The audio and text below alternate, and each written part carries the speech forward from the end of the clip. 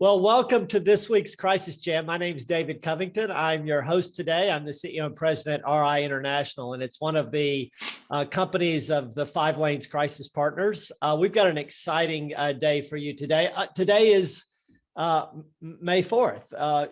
Paul, you know that's... May the 4th be with you. Yeah, may the 4th be with you. And I was looking to see if Dr. Margie Balfour was with us. Margie was really driving an idea last year of, is there a day that would be 988 Day? I think she was talking about September the 8th or something like that, August the 8th. She was playing with different ideas, but we'll jump right in. And Paul Galdus, you're with us. So we actually have about 40 guests from Washington State who are visiting here in Phoenix yesterday and today, seeing some crisis services firsthand. And today we're actually going to jump into a presentation from the Vera Institute, which is going to focus on those crisis care services, civilian crisis response. So that's going to be terrific, and we'll look forward to that here in just a moment. But before we get to that, we've referenced Washington State. We've got all 50 states joining this learning community, and everyone bringing their own innovations, not only seeing what you might bring back from the learnings and experiences and the best practice illustrations from various states, but bringing something to the table as well, and all coming together.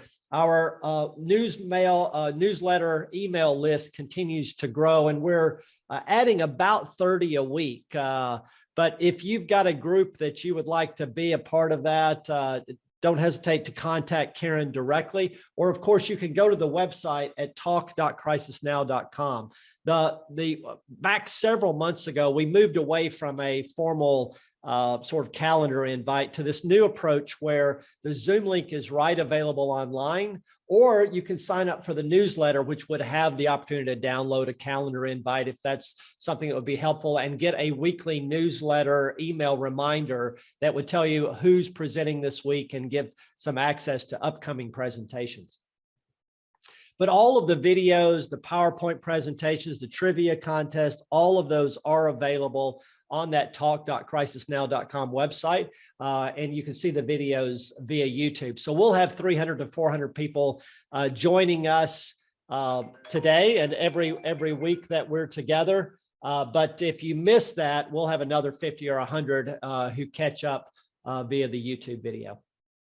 Ted Lutterman, tell us a little bit about this upcoming webinar that SAMHSA is sponsoring and NASHBIT is hosting on dashboards and data. Thank you, David. Yep, we're excited. There's been a lot of interest from states and programs about what information to best measure across their crisis continuum, not just call centers, but mobile crisis teams, crisis stabilization. How do we measure outcomes across the continuum? So we've just completed a paper for NASHBIT and SAMHSA interviewing 12 states that have the full crisis continuum.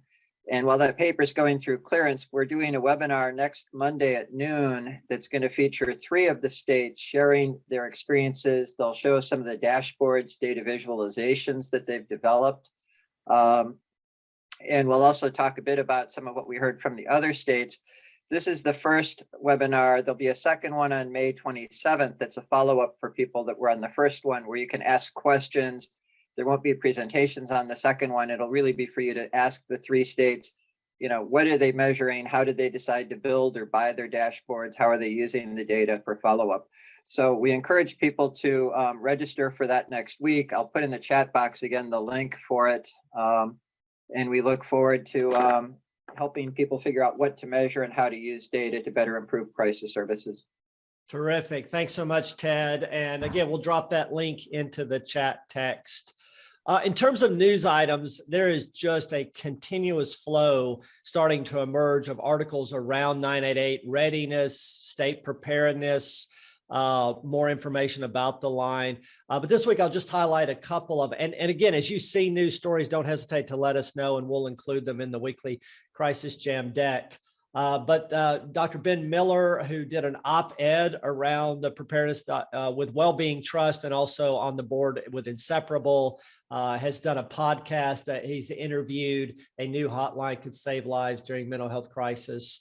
We'll also share the link to that STAT podcast and an article on how we're overcoming the stigma of mental health issues. We saw last week a survey from the Trevor Project, and here's a separate survey also looking at the impact of the younger generation and diminishing of the desire to shun or distance from people with mental health issues, making ground, making gains related to more general depression and anxiety, losing a small amount of ground related to substance use and schizophrenia. Our quote for today, actually, Jackson and Jason, who will be giving our feature presentation, brought us two folks to join the roundtable. And I had not met Gabriella Wong before, but as I was looking up her bio on the Access SOS website, I found this quote from her. "Both of my parents are deaf, so we communicate using American Sign Language. When my father got into a car accident, he texted me to call 911 for him. What if he wasn't able to reach me? This nightmare became a reality when my father had a gallbladder rupture. He was all alone, and I didn't see his text for help in time. During one of the most vulnerable and desperate moments of his life, he couldn't contact 911 to get help." Megan, we've been talking about these same challenges related to 988 and ensuring that individuals who are deaf and hard of hearing in their desperate times can reach out.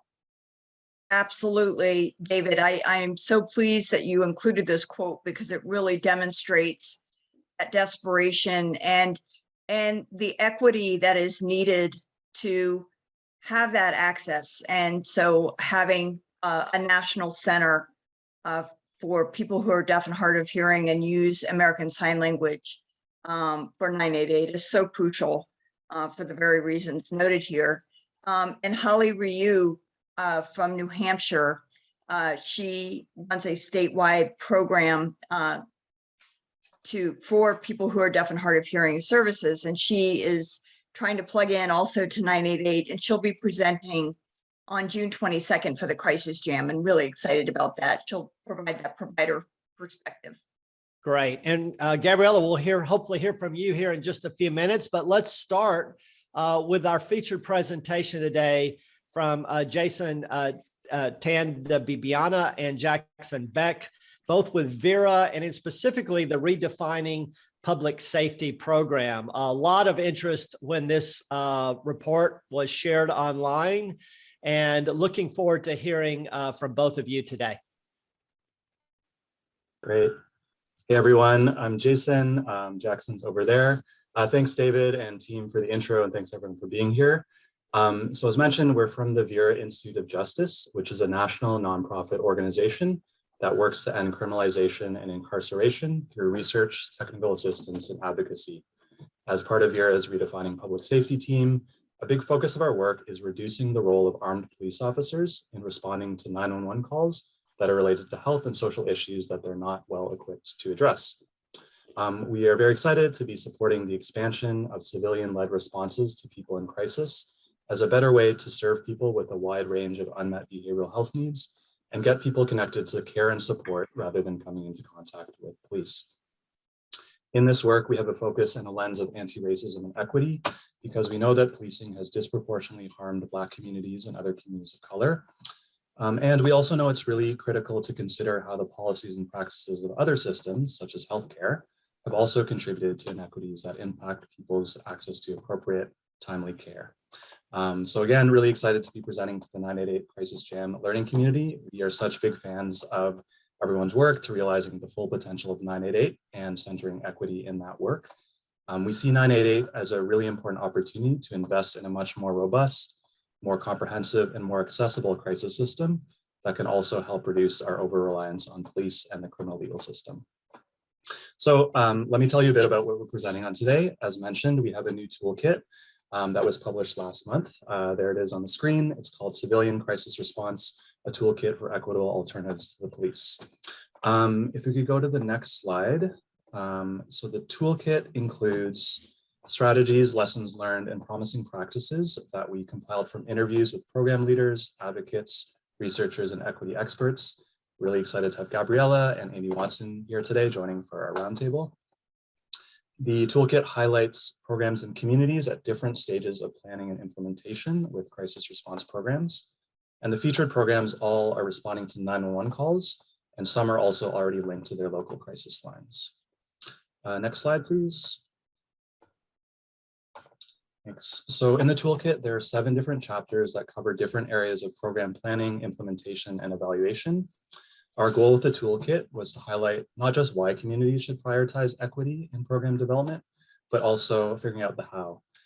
In some communities, some stakeholders may still need convincing as to why to prioritize equity or how it relates to their goals. In other places, there may already be strong buy-in, but trying to figure out how to put this into practice. So each chapter includes recommendations and examples of ways that programs can take steps for more accessible and equitable services to support people in crisis. Today, we're just going to focus on 2 areas, on recommendations for 911, 988, and crisis lines, as well as staffing for civilian crisis response programs. We are also going to share a framework and a visual that helps illustrate decision-making and equity points along the stages of the journey of someone to call and someone to respond. So for that, next slide, and I'll pass it to Jackson. Thanks, Jason. So as we think about the meaning of equity in the context of crisis response, it's helpful to consider decision points in crisis situations that may produce inequities or offer opportunities to address them. At each point, local practitioners, depending on the action they take, can help reduce disparities and ensure that all people in crisis receive the care and support they need. Ultimately, we're hoping that this visual can be a helpful tool for centering equity and program development conversations with a range of stakeholders. I'm going to walk through some of the visual now, but would encourage you all to check it out on the website, where you'll see that it's interactive and you can dig into a few details that we unfortunately don't have time to cover today. So the first decision maker we focus on is the caller, and in many places we know 911 is the only emergency number available for people who need a timely in-person response. But even where there are other options, callers might be unaware they exist or might not trust that they're well-resourced enough to deliver the timely support they need. There's been a lot of discussion, particularly over the last couple of years, about hesitation among people of color around calling 911 because of concerns about potential police involvement. But we heard similar concerns about crisis lines during our interviews, the possibility of a non-consensual active rescue intervention involving police may also discourage the use of this resource. In all cases, people with unmet behavioral health needs deserve the right support at the right time, regardless of whether they call 911 or 988. So I'm going to get into other decision points and talk more about what that looks like. The second decision maker we focus on is 911 operators. If a community member does call 911, a 911 operator is then tasked with doing what they can to understand the nature of the situation so they can send an appropriate response.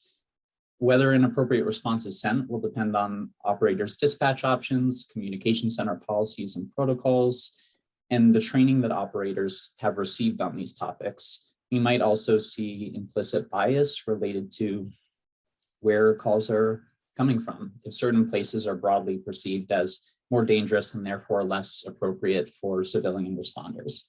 Next slide, please. The third group of decision makers we focus on is the responders. In addition to civilian crisis responders and police, we've included the option to transfer callers to a crisis line, as we know many crisis situations can be resolved over the phone. That said, if an in-person response is needed, the decision to dispatch an unarmed response team to answer crisis calls is an important step, but we also care about what these civilian crisis responders do on scene and the implications of their actions for equity. Broadly, their ability to provide appropriate in-person support and make connections to appropriate care depends on who is staffing the team, including their training, and the availability of community-based services. We know that in many cases, civilian crisis responders can resolve situations on scene without the need for immediate transport, In others, they might make referrals, and where they have transportation capacity, actually bring people to community-based services. And in some cases, we know civilian crisis responders will request police backup. We know this happens relatively infrequently, but it's a key consideration for these teams whose decision-making, like that of all first responders, can be influenced by implicit bias. Additionally, if civilian responders show up and determine that involuntary hospitalization may be appropriate, they may need to request police backup to initiate that intervention. So again, we really hope this visual can add clarity to some of the conversations happening locally around opportunities to center equity in program development. We also hope it underscores the range of partners responsible for addressing disparities. So with that, next slide, please. And I'll pass it over to Jason to talk about some of the decision points around 911 a bit more. Thanks, Jackson.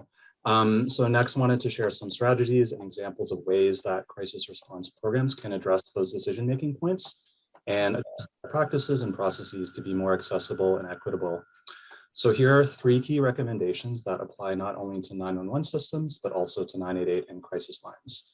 Again, these are strategies that can help ensure people with a range of unmet behavioral health needs get the right support at the right time, regardless of which number they call.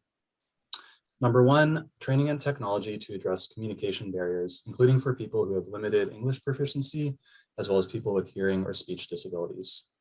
Something we heard from mental health advocates is that many people, including those who do not learn English as their first language, may describe crisis situations in nuanced and diverse ways. As one way to address this, we also heard from mental health leaders that trainings for 911 and crisis line operators can include a focus on navigating language barriers, asking questions, and listening for the meaning and emotions underlying a caller's concern. Also with technology, disability advocates have also asked for access to crisis response services through multiple avenues such as text, video relay, and mobile apps. Number 2, minimize the use of police involvement and involuntary hospitalization. These recommendations are based on the understanding that many people are not comfortable calling 911, as mentioned by Jackson and laid out in the diagram, as well as lessons learned from specialized grassroots crisis lines such as Trans Lifeline and Call Blackline. For example, Trans Lifeline is very clear and upfront about its model of informed consent. Trans Lifeline operators will not send out police or any other emergency services unless that is specifically requested by the caller. Based on this, we encourage coordination between 911 and 988 and crisis lines that minimizes the use of police and maximizes the use of local civilian crisis responders when operators do send out an in-person response. For program leaders and others tasked with raising awareness about resources to call and programs that can respond, be transparent and upfront about your policies related to police and involuntary hospitalization. Explain the scenarios in which this can happen.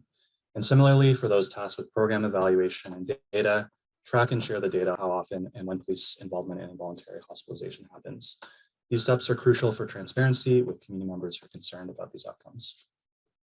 Number 3, consider broader call type criteria for dispatching civilian crisis response programs. Calls that might not meet a jurisdiction's criteria to be considered a behavioral health crisis by more narrow definitions might still involve an underlying behavioral health need, such as call types coded as disorderly behavior. Broadening the criteria for civilian crisis response can narrow the scope and role of police and increase access to unarmed civilian responders. Next slide, please. So just continuing that point, you'll see there, Vera also has another new analysis that covers publicly available 911 call data from 9 different cities. And our findings suggest that by considering broader criteria for behavioral health calls, an average of up to 19% of 911 calls could be handled by unarmed civilian responders instead of police. Next slide, back to Jackson. Thanks, Jason. So as Jason explains, there are many opportunities at the dispatch level to increase the likelihood that people in crisis will be connected with civilian crisis responders rather than police. But experts we spoke with did caution against the idea that replacing police by itself will eliminate inequities arising from interactions between first responders and people in crisis.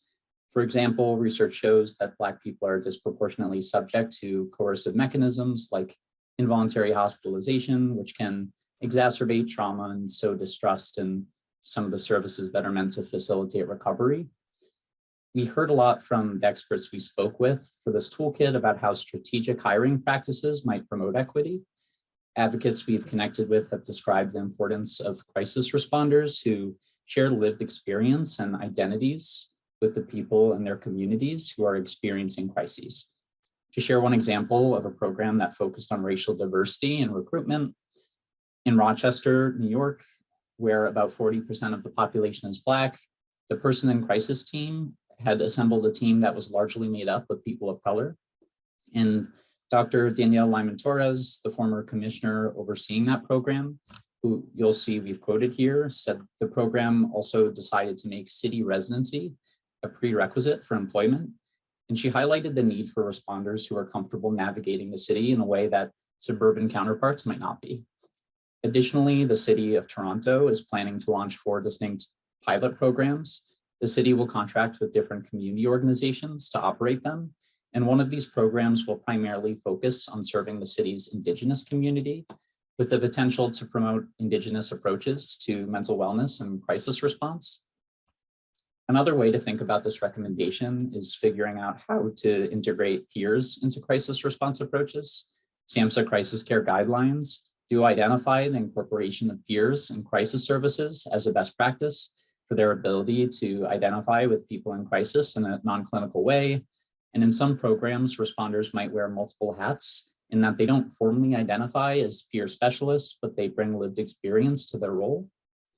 However, San Francisco's Street Crisis Response Team is one example of a program that has actually formally included a peer specialist on each team responding to 911 calls as an alternative to police, alongside a behavioral health clinician and a paramedic.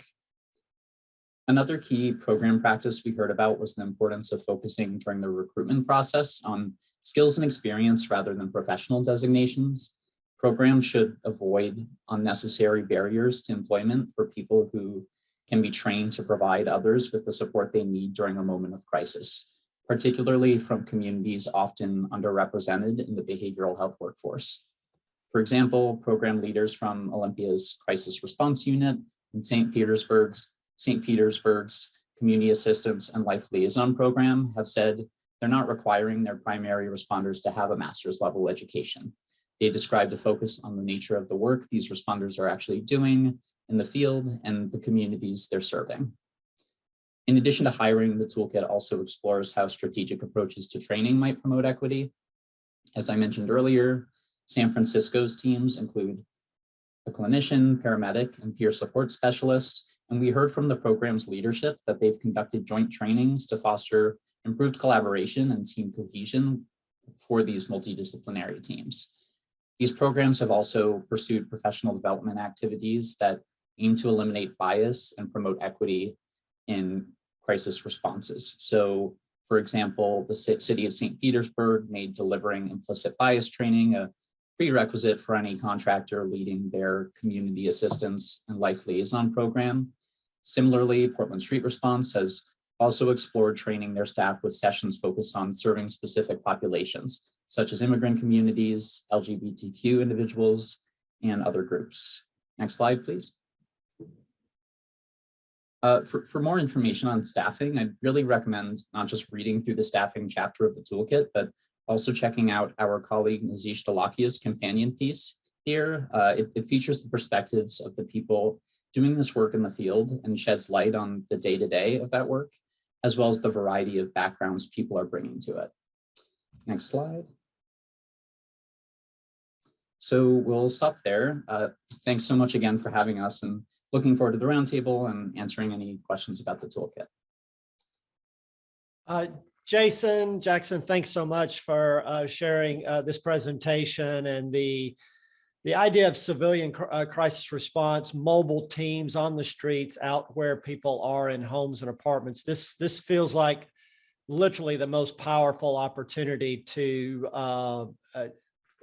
allow law enforcement to do public safety and for us to engage with individuals that are at risk. So let's go to Dr. Amy Watson, a regular here on the Crisis Jam. Pleasure to have you. Your reflections, comments, Amy. Sure. First, I just have to say this is really, really exciting and important work. And I think it's such an excellent toolkit that really covers a lot of really important issues. And I love the centering of this toolkit on equity. Because one of the things, as I've been very excited as we're starting to see opportunities to shift a crisis response away from law enforcement when they're not required to be there. But one of the risks that we have is that we will develop services and options beyond law enforcement that primarily benefit white middle class communities and continue to send police to non-white communities. And I think this report really centering on equity kind of provides a pathway to avoid that and to really look at the different points and decision points where we can promote and advance equity as opposed to potentially increasing inequities. So I think that's really, really key. The other thing just that I wanted to point out is really, and they talked about it today, the attention to thinking about workforce and really thinking about how we can make sure that that workforce reflects the communities that they're serving and removing the barriers that might be there for that to happen. If we're going to require master's level clinicians for alternative response, our workforce is going to continue to look like what it currently does, which is predominantly white middle class women. And so if we, and to really provide opportunities to build that master's level workforce is going to take time, and we need to do that as well and diversify that workforce.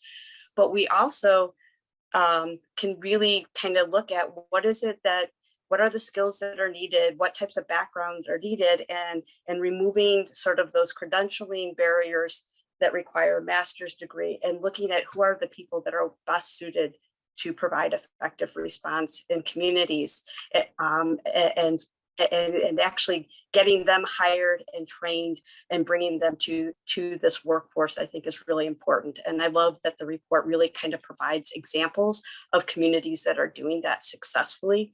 And I think that having those examples is really useful for communities that are struggling and considering how to develop an alternative response. And I'll stop there. This is a really exciting toolkit, and I'm so glad that they were able to share it with this group. Terrific. Great. Let's go to Gabriella. Gabriella, welcome. Hi, I want to thank you all so much, David, Jackson, and Jason, for highlighting my story. Just highlighting the inaccessibility of 911. This toolkit is so important because while my father's situation shows what happens in a medical emergency, I want to highlight the huge importance of crisis response for situations where law enforcement could be scary, and where a trained crisis responder, as highlighted in Vera's toolkit, would be best. So if I think about this all the time because I work in accessibility to 911, but if law enforcement arrives in a situation where a deaf person is facing crisis and the first responder or the law enforcement who is armed responds to the situation, and they don't know that the other person is deaf, that they're encountering, this keeps me up at night, because what if the armed law enforcement officer is saying verbally some commands and they don't realize that the other person is not being responsive because they cannot hear? And so that's why I think it's so important that we have people that arrive to the situation that are trained, especially in situations where armed law enforcement might not be the response, where we need someone who is trained in crisis response for that. And the other thing I want to highlight is the importance of multiple modalities into 988, where we can change the way 911 is, because as we all might know, 911 is not accessible all the time with texting, real-time texting as well. And so we as 988 can change that, where we offer different modalities into the 988 system. So those are the two things I want to highlight. And thank you, Jason and Jackson and Vera, for your work. Great. Thank you, Gabriella, so much.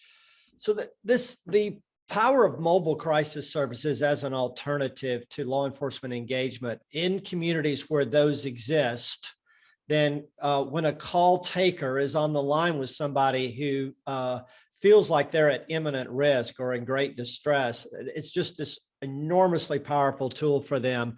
Amy, you referenced ensuring that we have a workforce that is diverse and can engage communities across the board. Talk a little bit more, if you will, about the opportunity with mobile crisis services in African-American communities, Hispanic communities, other special communities. What are your thoughts on that capability? I think that if we actually do some work to recruit the right people, and provide opportunities for people from the communities that we're serving to enter the workforce, and really think about getting the right people and then training them for the job. And I know there's different, I think a lot of communities are kind of working on how they're going to approach training their crisis responders. You know, University of Wisconsin at Green Bay has a training center that they develop a lot of training for the state mental health system, and they're working on some training for crisis responders that may or may not be master's level. I think I'm working with Leah Pope and Michael Compton. We recently got some funding from NAMI National to look at what are those core competencies and skills that crisis responders need, with the idea that if we identify that, we can build curriculum around that may not require, you know, even a bachelor's or a master's degree, but can really identify what are the skill sets that we need.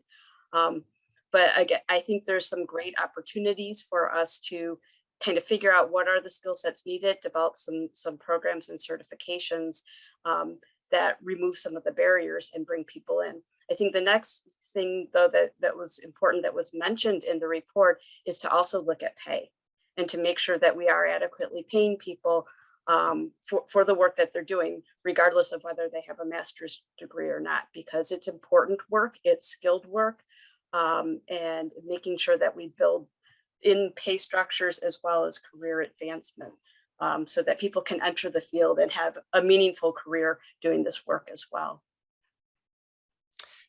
What last question for you, Gabriella? So thank you, Amy. Jackson and Jason talked a little bit about consent, and they talked about the Trans Lifeline, who won't send out law enforcement or emergency medical response without the consent of the caller. Look, these are challenging situations. In a perfect world, people would call 911 in a medical emergency. They would call 988 with a behavioral health crisis, or if they're suicidal. But what actually happens every day, it will happen many times today, is individuals will call the Lifeline or local county and state crisis lines, and they've already activated a suicide attempt. And they are in this excruciating emotional pain, which is why they're making an attempt. And yet they're also reaching out as their mind battles for life. And then they're on the call with someone who, again, if they have a mobile crisis alternative, that may be appropriate. If it's a medical emergency, they are trying to get medical support to that individual. So any reflections on, just to give you another example, we're going to be having discussions with the FCC about this idea of geo access on 988. And from a privacy standpoint and a trust and engagement and collaboration, you can see why people with lived experience don't want that. On the other side of that equation, there are times we lose lives because we can't identify fast enough where that individual is. So any reflections, again, it's the same back to the deaf and hard of hearing issue. There are certainly times where if we're not thoughtful about our response, bad outcomes can occur, but we also want a speedy response. So your thoughts, Gabriella?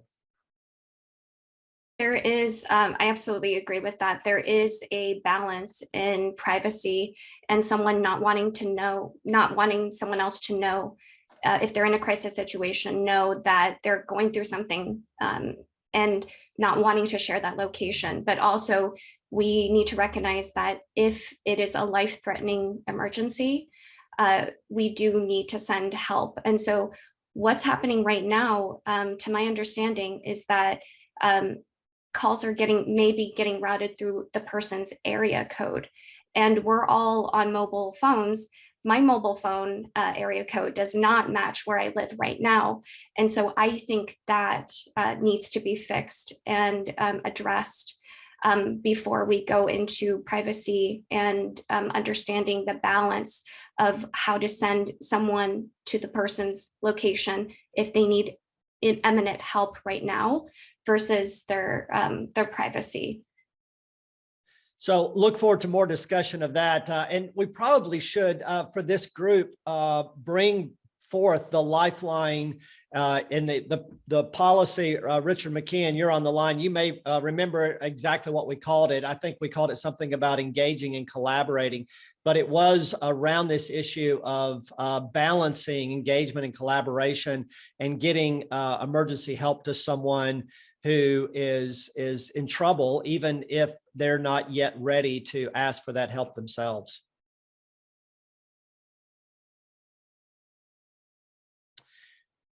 David, this is Richard. I would just add, I think you really framed accurately the challenge, the dilemma there, and we need obviously to reduce police and emergency response to the minimal extent possible. But these are difficult life and death decisions. So training is critical, cooperation and coordination between 988 and 911 is critical. And as was mentioned, we are working with the FCC around this to see how we can best balance these very difficult issues, these life and death decisions that 988 call takers and 911 need to be making on a daily basis.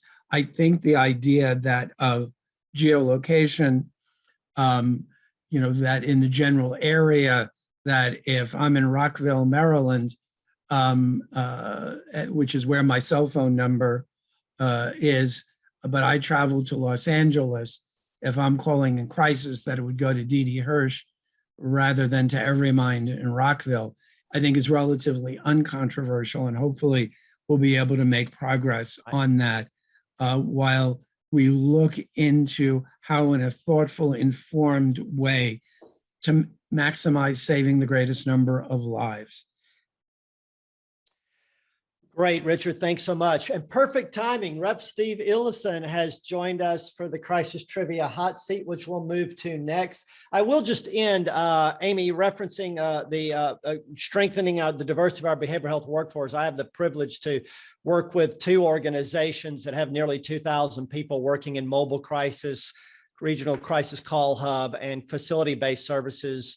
And well over 50% of that workforce are African-American and or Hispanic. We're about 40% Caucasian across that group, across 10 states. And the richness of being able to serve in communities. And Vic Armstrong, many of you know, another champion of bringing a race and equity lens to 988, is he tends to talk about not just the staffing, but the location of where those services are. So thanks so much for this. Rich, Gabrielle, I hope to have you back and get to know you more. But Rep. Illison, you've been a champion of 988 and crisis care in Utah and really leading a pathway for the national movement.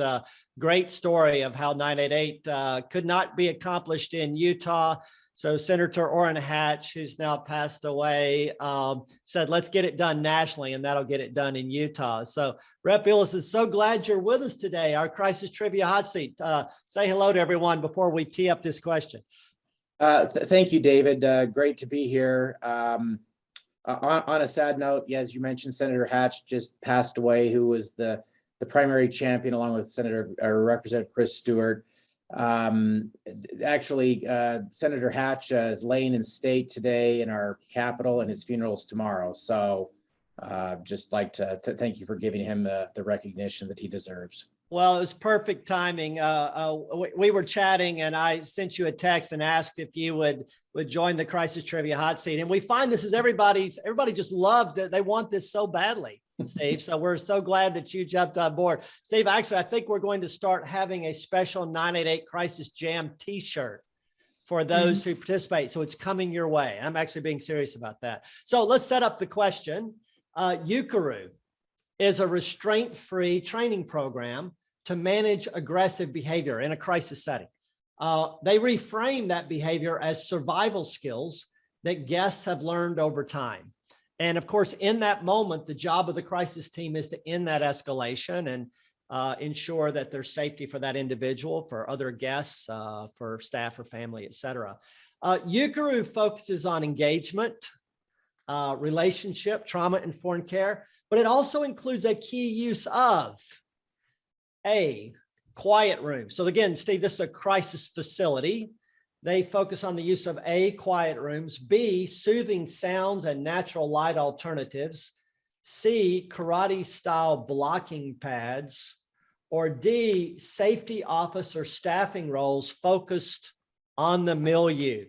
So this morning, when we did this in the run of show, I saw panic in the eyes of the policymakers and various leaders in the crisis jam. So Steve, this challenged our earlier group. Let's see if it challenges the audience. We're going to give you some feedback from the audience here. So everybody, if you can submit an answer to that question. The first thing we're going to give Rep. Ellison is the audience view of this. So let's wait a second and Karen will bring up those results and see if that is illuminates some direction. Okay, so B is our top answer, C is the second one, but all of these received some answers, Rep. Ellison. You can also phone a friend. Is there anyone in the audience you'd like to call out to, or do you feel like you know this one? Is Doug Thomas on the call? Is Doug, are you with us, or anyone from Utah leadership? I guess not. I guess I'm on my own. So I actually, without seeing the audience input, I did guess B. So that's my final answer. All right. Well, that is a great guess. And in fact, we've been working with crisis facilities across the country. We've tried all of these various things at one time or another, incorporating different ideas of how to support individuals on their worst day when big feelings are in place. But another organization called Grafton Behavioral Health actually they were finding that they were using seclusion and restraint a lot. I mean, an awful lot. And many years ago, they began an internal initiative to see how they could improve staff morale, how they could reduce injuries to both guests and staff. And they came up with this UCARU methodology. They've seen very significant outcomes, and it actually does include karate style blocking pads. I mean, Paul Galdis, we've been trialing this at RI for about a year, and we're starting to roll it out in various facilities. Give briefly what the UCARU mentality is. Paul, are you with us? So Paul may have dropped off, but it's basically the idea that the pads are in between and you're always moving away from the individual, giving them some space. What we find is any kind of seclusion restraint, even when appropriately done, contaminates the relationship with the individual in crisis. And the use of these blocking pads just does not. So interesting. Karen, we've done a video on our experience with UCARU, but if you can drop in their website as well as the video that we've created on this. Great, Kristen, UCARU means to receive in Japanese. And that instead of us giving trauma, if someone's having big feelings, we're willing to help receive that, but not bring it back. So lots of great questions on this. We might actually do a presentation on this or bring the UCARU folks in to talk about this in the future. Rep. Ellison, t-shirt coming your way. Challenging question. Thanks for jumping in with us today. Thank you. And from Utah, let's go to Queensland, Australia. We've got Sue Murray with us, our international correspondent for Crisis Talk. Sue, oh my God, it's so good to see you. It's been like a year. Oh, it's been 2 years. Yes, yes. No, more than that, yeah. So it's lovely to be with you. So, Sue, we obviously want folks to read the interview. Professor Ian Hickey, and also there was another IT expert Jane that you, Burns. right, Professor that you James also Burns. talked to. But it's 2 a.m. there in Australia. Share with folks a little bit about this major investment of the Australian government. Great, thanks, David, so much. Look, it is very exciting. The Australian government has made the largest ever investment in mental health and suicide prevention in Australia's history. And for us, it is a total of $2.3 billion. And that's certainly the most significant investment that we've ever seen. But I think one of the things that advocates in Australia are concerned about is how this investment is going to be used to leverage and deliver that joined up system that so many people crave when they're affected by mental ill health and mental illness. And so I had the opportunity to speak to 2 experts, Professor Ian Hickey and Professor Jane Burns, and really got their sort of insights as to what they think that investment should be focused on. And technology is really something they both are expert in, but both said that this is something we really need to have underpinning our mental health services. But the current sort of technology advances that are being made in Australia, both of them say are little more than just taking the current practices and shifting them to an online or a digital environment. And that's not what they were talking about.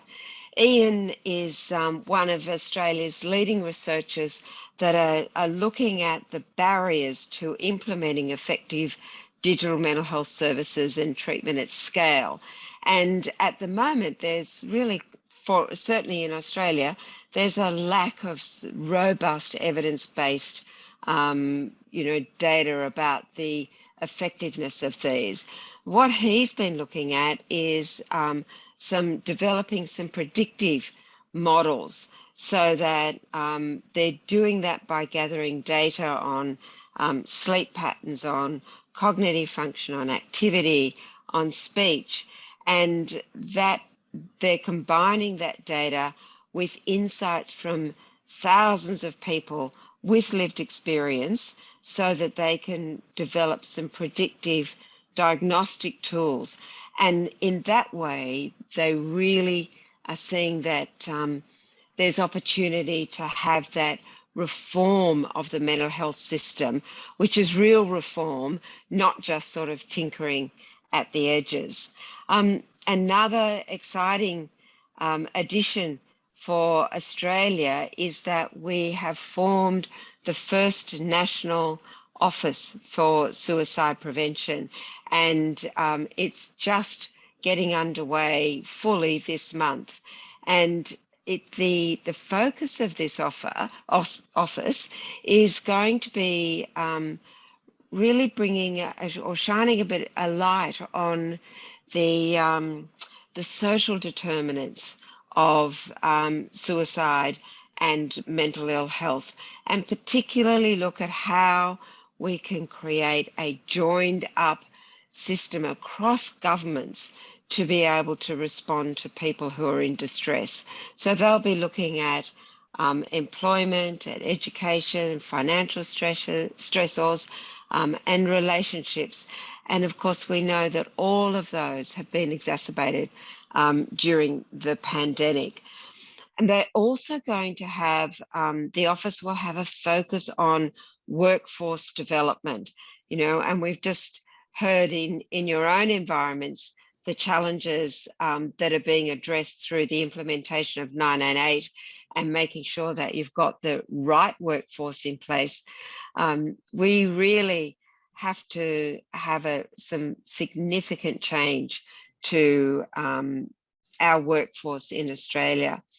And then Jane Burns, just in closing, her views were that we really need to be investing more, that just investing more in the mental health services isn't the solution. So we've got a very complex world. There are many more stress-evoking anxieties.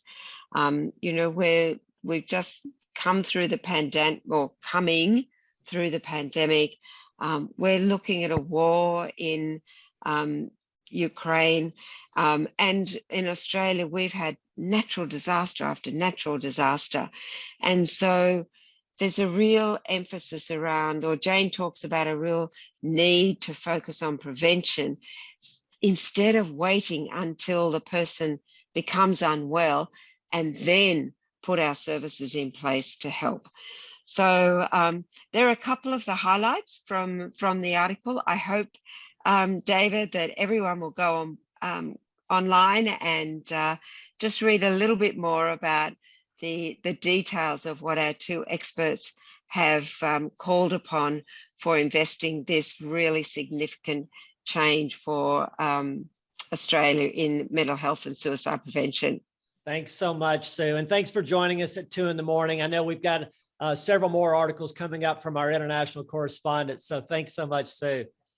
My pleasure. Thank you. Let's go to John Palmieri and the SAMHSA update. Thanks, David. Really nice to hear the updates from Australia and the integrated strategic way that they're thinking about suicide prevention and mental health reform. And obviously, we're wanting to layer systems of care with respect to drivers of crisis situations so that we're ultimately decreasing those crisis events and certainly decreasing the recurrence and cycling through crisis events. Really like the focus on determinants of health and prevention. I think that's really important. And so a couple of updates quickly, David, building on your comments and Richard's comments with respect to the question of geolocation. As most of you know, I think we spoke to this last week. There is a forum being scheduled with the FCC on May 24th.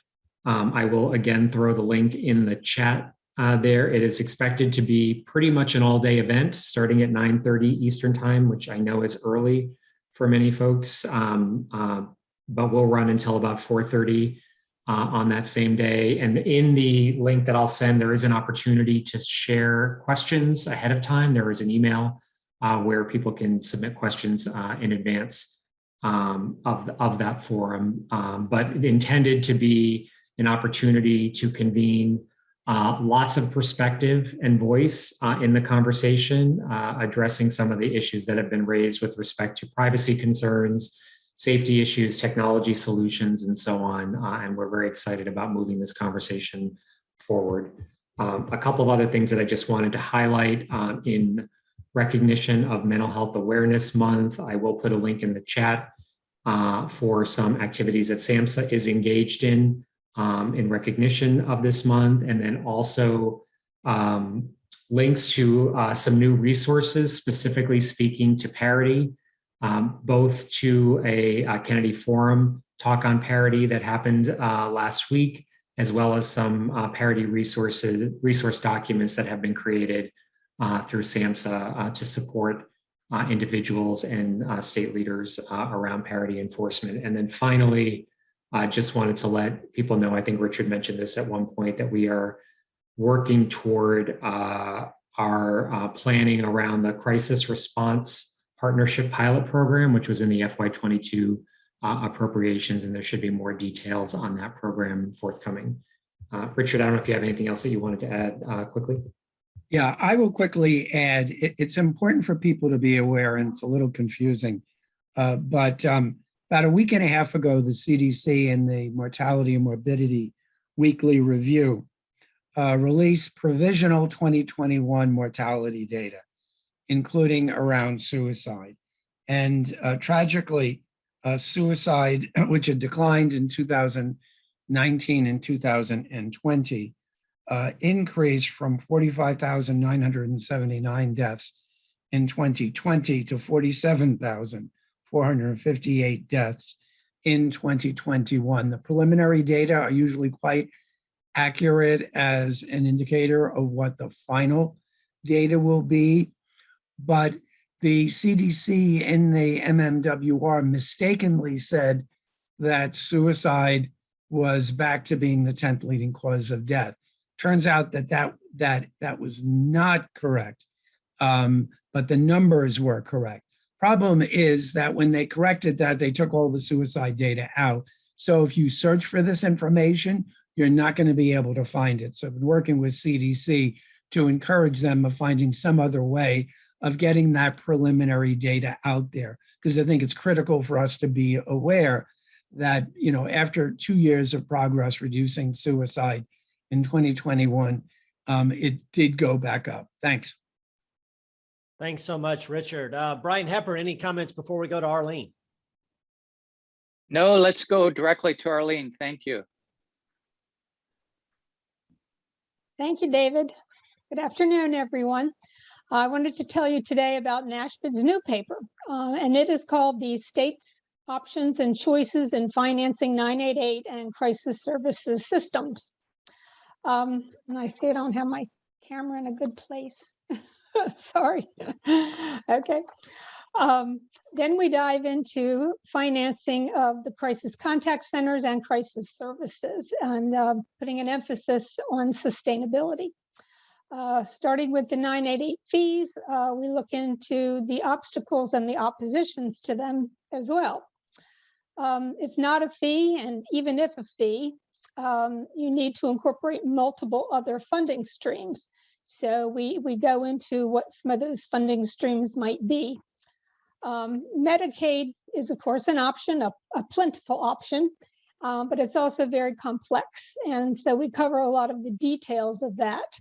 Also make a suggestion there that you need to make a friend in Medicaid. A lot of times you don't want to walk into Medicaid, but you need somebody who knows Medicaid policy. You might also ask for some help from your Assistant Attorney General. That gives you the policy expertise and the financing expertise and some of the legal challenges that the Medicaid options present. We look also at new block grant set-asides, the network adequacy, adequacy approach, the No Surprises Act, and surprises, speaking of them, there's even a Medicare option. And lastly, the use of philanthropy. Then we go into a state-by-state discussion of how the systems are being financed by the states. And we decided that it was important to help the states know how to make a case for funding. So we talk about the importance of finding new and different partners than you're used to working with. We even talk about direct engagement with the governor and the legislature. Do you know who has a real budget power in your state? I worked in Maryland. I didn't know for a long time in my career that it was actually the governor that developed the budget, and that only thing the legislature could do was cut it. So in that state, the governor really has the power. That makes a big difference in your planning approach. And have you fully informed your governor or the governor's staff if you can't get access to the governor, so that they understand and can discuss these issues when they get asked questions, and how that might help you in getting the appropriations you're looking for. So this is a paper that's available on the NASHPD website in the What's New section, 988 resources. And on the second slide there, you see the other papers that we've discussed in the past that are related and tied together. So thank you. Thank you so much, Arlene. And we'll bypass for today. I apologize to Sarah and Joanna. We'll come back to you guys next week. And just for lack of time, Steph, let's next week lay out some of the changes as NAMI continues to rethink with Vibrant and others how best to convey. This is their latest methodology and their new website, reimaginecrisis.org/map. We'll go into this in much more detail next week. And then just finally, we talked a lot about workforce today, and Tony Sanchez in the great article interview with Steph last week really laid into busting barriers to peer employment. We're thrilled about the lineup in coming weeks. Hope you'll join us. Gabriella, we want to get you in this lineup as well. Loved the comments you made in the text chat. So have a great day and look forward to seeing you next week.